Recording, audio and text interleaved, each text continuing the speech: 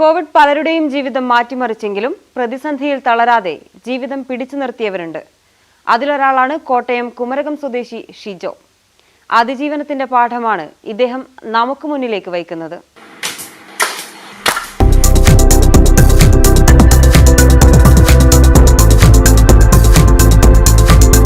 Lockdown മൂലം ഉപജീവന മാർഗം നിലച്ചപ്പോഴാണ് കുമരകം സ്വദേശി ഷിജോ പുതിയ വഴിയെ നടന്നത്. മരപ്പണിയായിരുന്നു ഷിജോയ്ക്ക്. പണി നിലച്ചതോടെ വെറുതെ ഒരു ചിന്ത, തെറ്റാലി എന്നറിയപ്പെടുന്ന സ്പിയർ ഗൺ ഉണ്ടാക്കാൻ.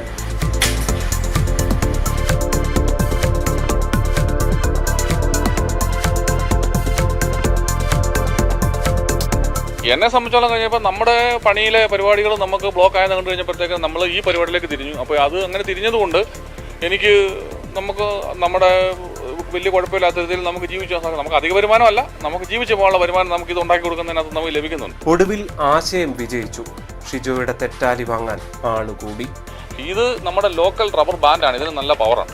ഇത് നമുക്ക് യൂസ് ചെയ്യാം. ഒരു 10-12 മീറ്റർ അകലെ നിൽക്കുന്ന മീനെയൊക്കെ നമുക്ക് സുഖമായിട്ട് യൂസ് ചെയ്തെടുക്കാനായിട്ട് സാധിക്കും. അതാണ് തോക്കിൻ്റെ ഒരു ഷേപ്പൊക്കെ വെച്ച് കഴിഞ്ഞപ്പോഴത്തേക്കും ആൾക്കാർക്ക് അതിനോട് ഒരു പ്രത്യേക താല്പര്യം തോന്നിക്കൊണ്ടാണ്. ഇത് പണ്ടത്തെ കാലത്ത് തന്നെ തോക്കിൻ്റെ ഷേപ്പ് അല്ലാതെ തന്നെ ഞാൻ ഈ മീനിൻ്റെ വാല് പോലെയും അങ്ങനെ വേറെ മോഡലൊക്കെ ചെയ്തു കൊടുക്കും. അപ്പോൾ ഈ ഒരു ഷേപ്പ് ചെയ്ത് നോക്കി കഴിഞ്ഞപ്പോൾ ആൾക്കാർക്ക് ഇതിനോട് കൂടുതൽ താല്പര്യം വന്നതാണ്. നമ്മൾ ഈ ഷേപ്പ് തന്നെ തുടരുന്നു എന്ന് മാത്രമേ ഉള്ളൂ.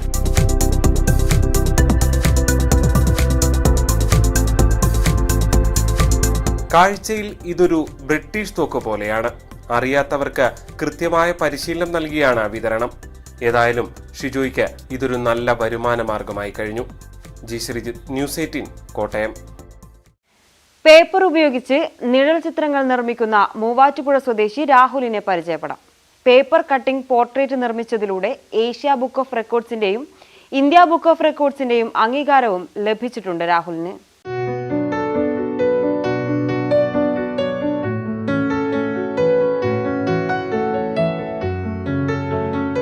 ലോക്ക്ഡൌൺ കാലത്താണ് രാഹുൽ ലേയേർഡ് പേപ്പർ കട്ടിംഗ് വിദ്യ അഭ്യസിച്ചത്. ഇതിനായി ഇന്റർനെറ്റിന്റെ സഹായം തേടി. തുടർന്ന് ഇഷ്ടതാരമായ മോഹൻലാലിനെ ഈ വിദ്യയിലൂടെ നിർമ്മിച്ചു.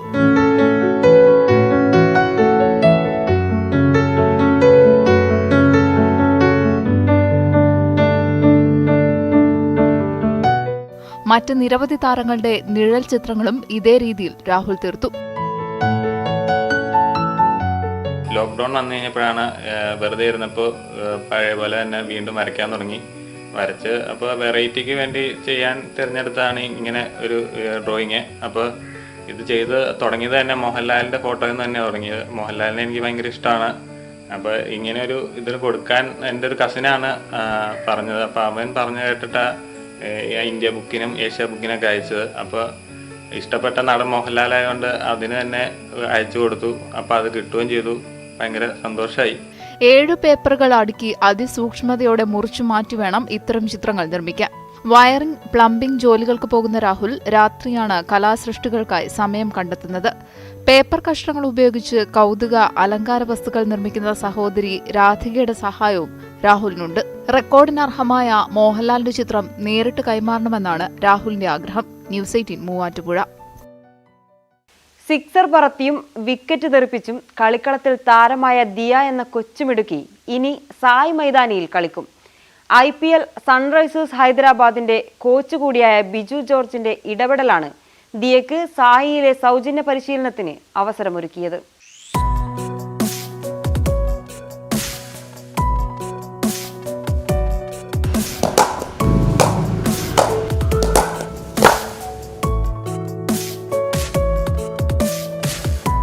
സെന്റ് മേരീസ് ബദനി സ്കൂളിലെ 3ാം ക്ലാസ്സുകാരിയായ ദിയയുടെ മിടുക്കാണ് തിരുവനന്തപുരം മെഡിക്കൽ കോളേജിലെ സായി മൈതാനിയിൽ എത്തിച്ചത്. Right hand batting, medium pace bowling, cover drive എന്നിവയിലാണ് ദിയ തിളങ്ങുന്നത്.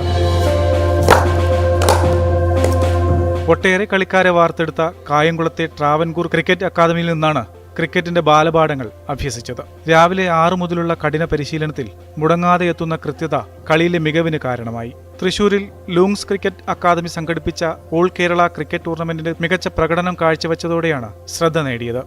ഈ അടുത്ത സമയത്ത് താമരക്കുളത്ത് നടന്ന അഖില കേരള പ്രൈസ് മണി ക്രിക്കറ്റ് ടൂർണമെൻറ്റിൻ്റെ സമയത്താണ് ദിയയെ മുൻ രഞ്ജി താരവും മുൻ IPL താരവും കേരള അണ്ടർ 19 ഇപ്പോഴത്തെ കോച്ചുമായ ശ്രീ പി പ്രശാന്ത് കാണുകയും ട്രിവാൻഡ്രത്തുള്ള SAI coaching centre, medical college ഗ്രൗണ്ടിലുള്ള സായി കോച്ചിങ് സെൻറ്ററിലേക്ക് ക്ഷണിക്കുകയും ചെയ്തു.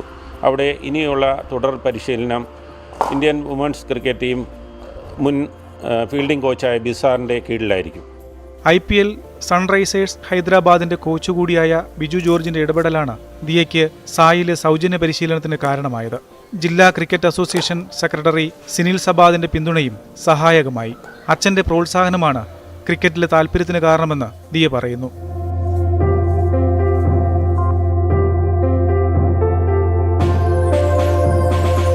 ന്യൂസ് 18 കായംകുളം. വീൽ ചെയറിൽ ലോട്ടറി വിൽപ്പന നടത്തിയിരുന്ന തൃശൂർ കാട്ടൂരിലെ പ്രചോദിന് സഹായവുമായി ജനമൈത്രി പോലീസ്. വരുമാനം നിലച്ച കുടുംബത്തിന് വളർത്താൻ കോഴികളെ എത്തിച്ചു നൽകിയിരിക്കുകയാണ് ഈ പോലീസുകാർ.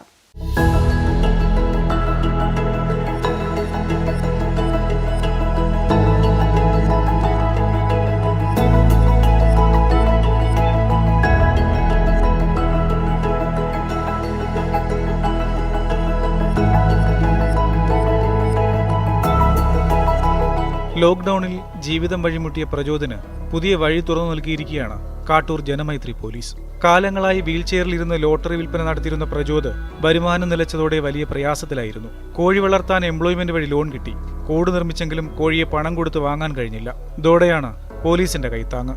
വളർത്താനാവശ്യമായ കോഴിക്കുഞ്ഞുങ്ങളെ ഇവർ വാങ്ങി നൽകി. പ്രദേശവാസിയും ഫോട്ടോഗ്രാഫറുമായ രാജേഷ് സഹായം തേടി ജനമൈത്രി പോലീസിനെ സമീപിച്ചതോടെയാണ് സഹായം.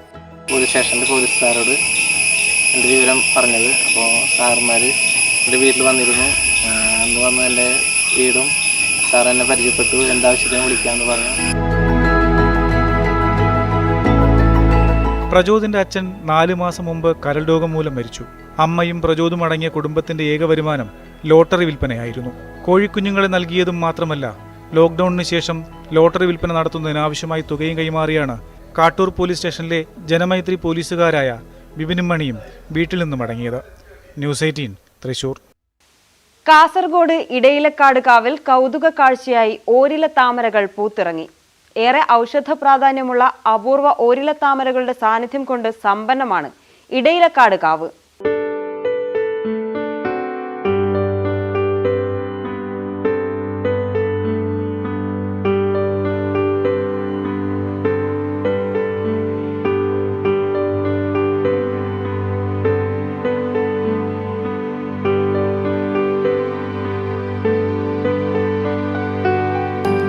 ഏറെ ഔഷധ പ്രാധാന്യമുള്ള നെർവീലിയ പ്രൈനിയാന, നെർവീലിയ ഇൻഫുണ്ടി ബൈഫോളിയ എന്നീ അപൂർവ ഓരില താമരകൾ ഇടയിലക്കാവിൽ സമൃദ്ധമാണ്.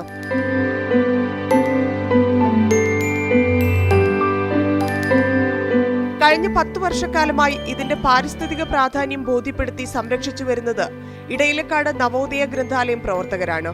ഇടവപ്പാതി മഴ തുടങ്ങി 2 ആഴ്ച കഴിഞ്ഞയുടൻ കിഴങ്ങിൽ നിന്ന് മുളച്ചു പൊങ്ങിയാണ് ഓരിലത്താമരയുടെ ജീവിതചക്രം തുടങ്ങുന്നത്. ആദ്യം നേർത്ത ഒരു തണ്ടിലൂടെ പിങ്ക് കലർന്ന പൂവാണ് വളർന്നുയരുക. ഇത് കൊഴിഞ്ഞു വീണ ശേഷം താമരയിലയുടെ ആകൃതിയിൽ ചെടിയുടെ ഒറ്റയില പ്രത്യക്ഷമാകും. ഈ ഓരിലത്താമരയുടെ 2 സ്പീഷീസുകളാണ് ഇടയിലക്കാട് കാവിലുള്ളത്.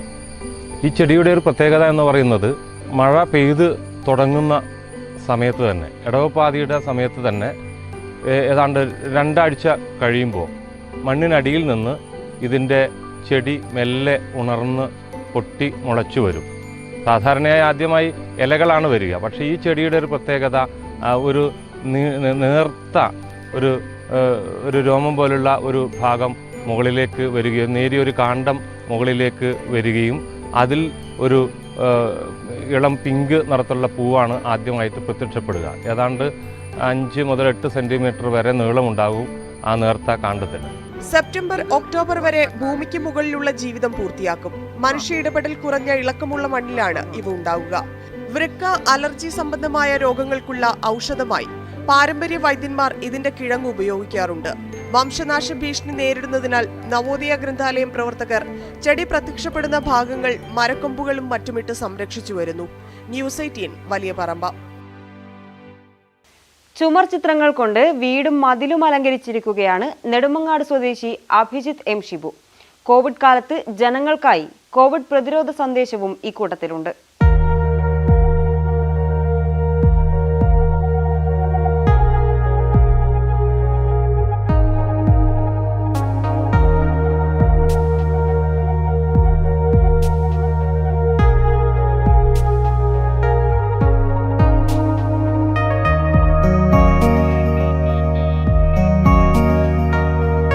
ലോക്ഡൌൺ കാലമാണ് അഭിജിത്ത് ചിത്രരചനയ്ക്കായി തെരഞ്ഞെടുത്തത്.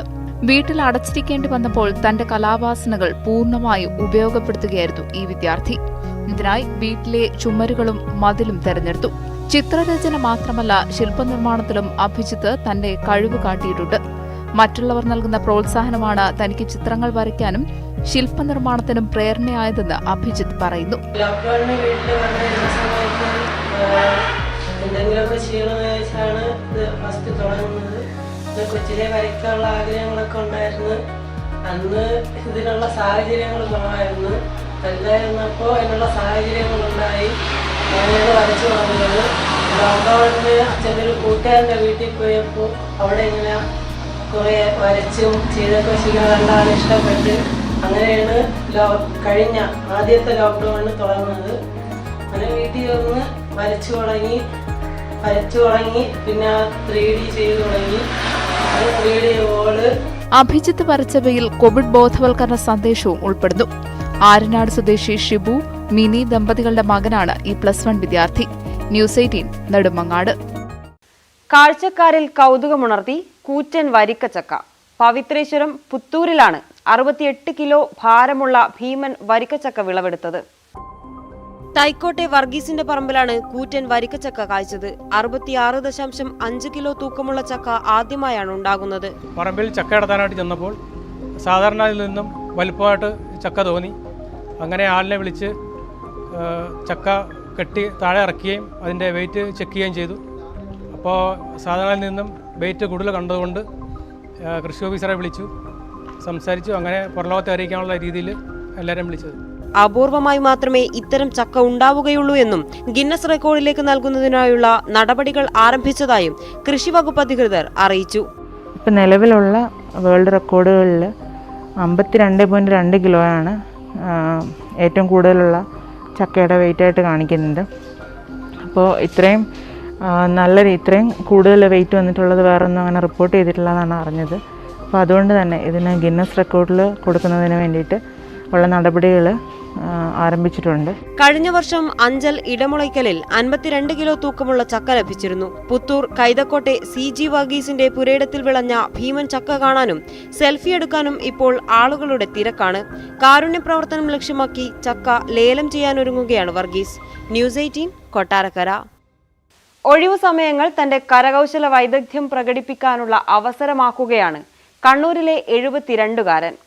ലോക്ക്ഡൌൺ കാലത്താണ് തന്റെ കരകൗശല മികവ് കണ്ണൂർ സ്വദേശി അശോകൻ വീണ്ടും പൊടി തട്ടിയെടുത്തത്. ൊക്കെ മനോഹരമായ മാതൃകകൾ രൂപപ്പെടുത്തി. ഇങ്ങനെ വെറുതെ ഇരിക്കുന്നേരം അങ്ങനെ തോന്നിയതാണ്. അങ്ങനെ ഇത് ചെയ്തുകൊണ്ട് നിന്ന് ഈ കൊറോണ വന്നേരം അത് ഒന്നുകൊണ്ട് ഫിനിഷ് ചെയ്ത് അങ്ങനെയാണ് റേറ്റ്. അത് പെട്ടെന്നാവില്ല. ഒരു ദിവസം ഒന്നൊട്ടിച്ച് വെച്ചിട്ട് അത് പിറ്റേ സെറ്റായി കഴിഞ്ഞിട്ട് വേണം പിറ്റേന്ന് അതിൻ്റെ ബാക്കി അതിൻ്റെ തന്നെ ഒരു ചുമരാണെങ്കിൽ അത് അതിൻ്റെ ഒരു ഭാഗം ചെയ്തിട്ട് ഒട്ടിച്ച് വെച്ച് പിറ്റേന്ന് കഴിയണം. അപ്പോൾ ഒന്നിന് ചില സമയത്ത് 4 ദിവസമെല്ലാം പിടിക്കും. വിവിധ തരം മാതൃകകൾ ഉണ്ടാക്കാൻ അശോകനെ തേടി ആളുകൾ എത്തുന്നുണ്ട്. പക്ഷേ നിർമ്മാണ സാമഗ്രികളുടെ ലഭ്യതക്കുറവ് പ്രതിസന്ധി സൃഷ്ടിക്കുന്നു. ന്യൂസ് 18 കണ്ണൂർ. നാട്ടിൻപുറത്തിൽ ഇനിയൊരിടവേള.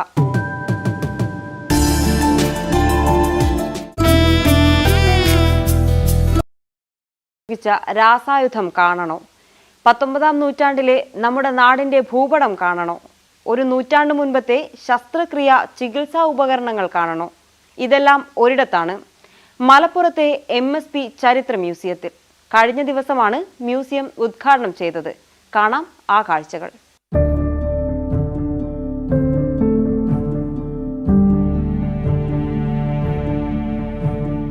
മലബാർ സ്പെഷ്യൽ പോലീസിന്റെ MSPയുടെ 100ാം വാർഷികാഘോഷങ്ങളുടെ ഭാഗമായാണ് മ്യൂസിയം സജ്ജമാക്കിയിട്ടുള്ളത്. ഇന്നത്തെ തലമുറ കണ്ടാൽ അത്ഭുതപ്പെടുന്ന ചരിത്രാന്വേഷകർക്ക് പ്രിയപ്പെട്ട ഒട്ടനേകം സാമഗ്രികളാണ് MSPയുടെ ഭാഗമായ 1 നൂറ്റാണ്ട് പഴക്കമുള്ള ഈ കെട്ടിടത്തിൽ 3 മുറികളിലായി ഒരുക്കിയിട്ടുള്ളത്.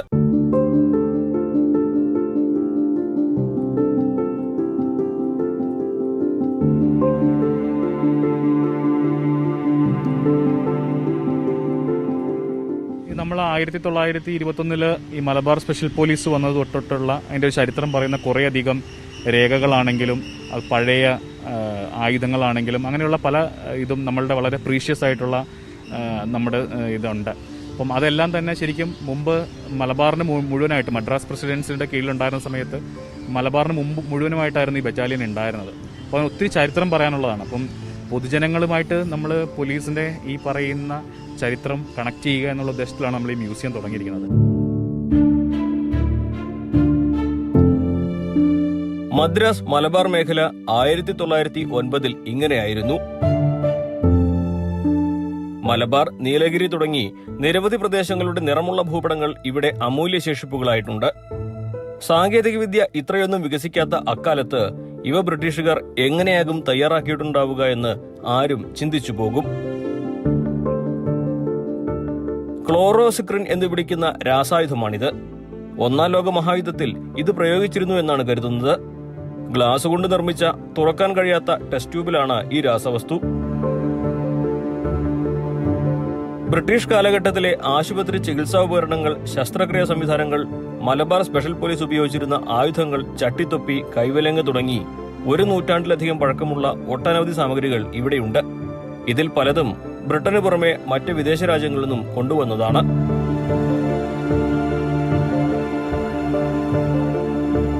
നിലവിൽ നമ്മുടെ ഇവിടെ എക്സിബിറ്റ് ചെയ്തിട്ടുള്ളത് 921 MSP വന്നതിന് ശേഷം MSPക്ക് വേണ്ടി ഡിസൈൻ ചെയ്തിട്ടുള്ള MSP നൈഫ് അടക്കമുള്ള വസ്തുക്കൾ ഇവിടെ പ്രദർശിപ്പിക്കുന്നു. ഇനിയും ഒട്ടേറെ ചരിത്രശേഷിപ്പുകളുണ്ട് MSPയിൽ. അതെല്ലാം ഇവിടേക്ക് കൊണ്ടുവന്നിട്ടില്ല. പിന്നെ ഇതെല്ലാം കാണാൻ ഇപ്പോൾ പക്ഷേ ആരും ഇങ്ങോട്ട് ഓടി വരേണ്ടതില്ല. കാരണം കോവിഡ് നിയന്ത്രണങ്ങൾ അവസാനിച്ചതിന് ശേഷമേ ഇവിടേക്ക് പൊതുജനങ്ങൾക്ക് പ്രവേശനമുള്ളൂ. ന്യൂസ് 18 മലപ്പുറം.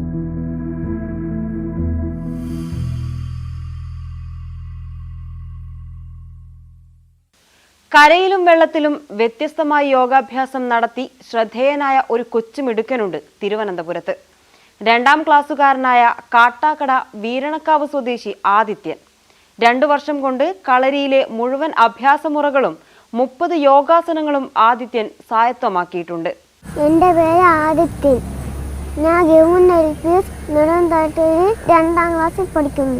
ഞാൻ 2 വർഷമായി കളരി യോഗയിൽ അഭ്യസിക്കുന്നു.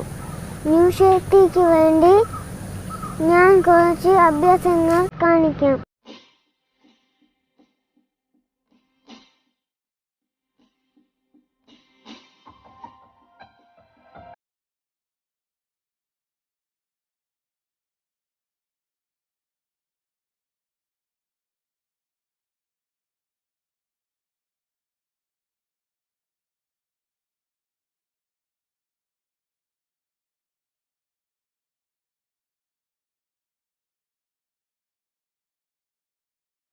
ആദ്യം കച്ച കെട്ടി ഞാൻ കളരിയിലെ കുറച്ച് അഭ്യാസങ്ങൾ കാണിക്കാം.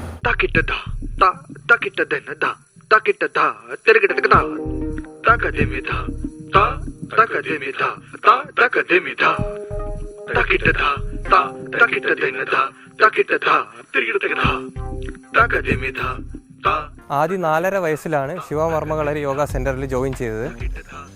ഒരു 6 മാസം കൊണ്ട് തന്നെ ചുവടുകളെല്ലാം വ്യത്യസ്തമാക്കി. 18 ചുവടുകളും വളരെ വേഗത്തിൽ, അതായത് ഒരു ക്ലാസ്സിൽ ഒരു ചുവട് വെച്ച് 18 ക്ലാസ് കൊണ്ട് 18 ചുവടുകളും വ്യത്യസ്തമാക്കി. വളരെ നല്ല രീതിയിലാണ് ആദിത്യം പെർഫോം ചെയ്യുന്നത്. മറ്റ് കുട്ടികളെ അപേക്ഷിച്ച് ആദിത്യൻ്റെ പെർഫോമൻസ് വളരെ വലുതാണ്.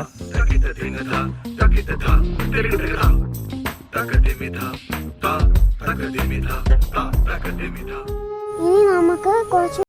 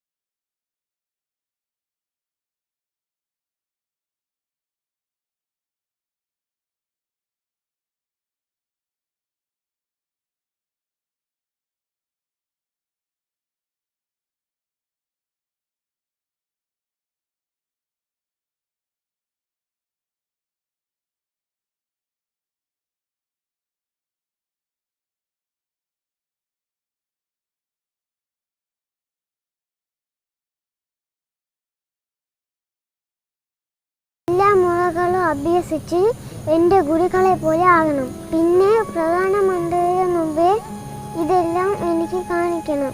ഇതാണ് എൻ്റെ ആഗ്രഹം. ശരൺ ചേട്ടനും അരുൺ ചേട്ടനൊപ്പം ന്യൂസ് 8 വേണ്ടി ആദിത്യൻ. ദിവസം 50 കിലോമീറ്ററോളം സൈക്കിൾ ചവിട്ടിയും വഞ്ചി തുഴഞ്ഞുമെല്ലാം നഗരമാലിന്യം നീക്കാൻ കൊച്ചിയിലേക്ക് എത്തിയിരുന്ന കുമ്പളങ്ങി സ്വദേശി പിയൂസിന്റെ ദുരിതയാത്രയ്ക്ക് അവസാനമാകുന്നു. ന്യൂസ് 18 വാർത്തയെ തുടർന്ന് രാജ്യത്തെ പ്രമുഖ സ്വകാര്യ സെക്യൂരിറ്റി ഏജൻസിയായ തണ്ടർ ഫോഴ്സ് പിയൂസിന് സമ്മാനമായി നൽകിയത് ഒരു ഇലക്ട്രിക് സ്കൂട്ടറാണ്.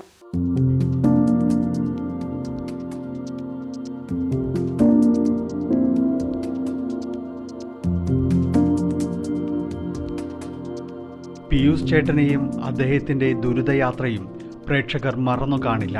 ഈ വാർത്ത കണ്ട് നിരവധി പേരാണ് സഹായ വാഗ്ദാനവുമായി ബന്ധപ്പെട്ടത്. രാജ്യത്തെ പ്രമുഖ സുരക്ഷാ ഏജൻസിയായ തണ്ടർ ഫോഴ്സ് വാഗ്ദാനം ചെയ്തത് ഒരു ഇലക്ട്രിക് സ്കൂട്ടർ. പെട്രോൾ അടിച്ച് കഷ്ടപ്പെടേണ്ട എന്ന് കരുതി തന്നെയാണ് സ്കൂട്ടർ ഇലക്ട്രിക് ആക്കിയത്.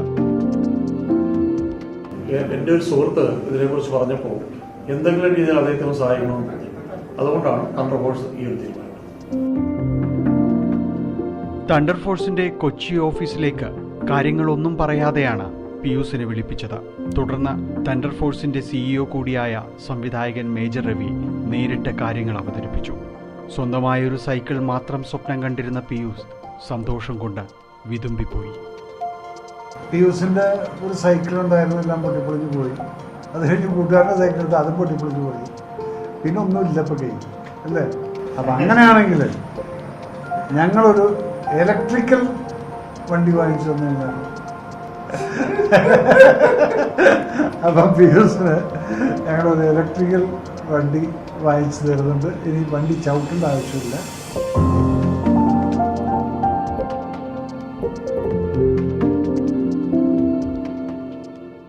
ഓഫീസിന്റെ താഴേക്കെത്തുമ്പോൾ തണ്ടർ ഫോഴ്സിന്റെ മേധാവി അനിലിന്റെ ബന്ധുവും ടെലിവിഷൻ താരവുമായ സിദ്ധാർത്ഥ് സ്കൂട്ടറുമായി എത്തിയിരുന്നു. താക്കോലേറ്റു വാങ്ങിയ പിയൂസിന് സന്തോഷം പറഞ്ഞറിയിക്കാവുന്നതിനുമപ്പുറം. എൻ്റെ ജീവിതത്തിലെ ഏറ്റവും വലിയ സന്തോഷം എന്ന് പറയുന്നത് ഇതൊക്കെ തന്നെ. വേറെ ഒന്നുകൊണ്ടല്ല, എനിക്ക് ഇന്നുവരെ ഒരു സഹായം ഒരു ആളിൽ നിന്ന് കിട്ടിയിട്ടില്ല. എനിക്ക് 47 വയസ്സായി. ഇപ്പം എന്ന് പറഞ്ഞിട്ടുണ്ടെങ്കിൽ ഏറ്റവും വലിയ ആളാണ് major Ravi sir. Major Ravi സാറിൻ്റെ കയ്യിൽ നിന്ന് തന്നെ കിട്ടിയെന്ന് പറഞ്ഞിട്ടുണ്ടെങ്കിലേ അത് ഏറ്റവും വലിയ അനുഗ്രഹം എനിക്കാണ്. ലോക്ക്ഡൌൺ സമയത്ത് സഹായമായി സുഹൃത്ത് നൽകിയ സൈക്കിൾ തിരിച്ചു നൽകിയിരുന്നു. ഇപ്പോഴുള്ള യാത്ര ലോറിയിലും ബസ്സുകളിലുമൊക്കെ മാറി മാറി കയറിയാണ്. ഇനി സ്വന്തം വണ്ടിയിൽ നഗരത്തിൽ വന്നുപോകും പിയൂസ് ചേട്ടൻ. ക്യാമറമാൻ ശ്യാംദാസിനൊപ്പം ഡാനി പോൾ, ന്യൂസ് 18 കൊച്ചി. നാട്ടിൻപുറം അവസാനിക്കുകയാണ്. കൂടുതൽ വിശേഷങ്ങളും വാർത്തകളുമായി ഇനി അടുത്തയാഴ്ച.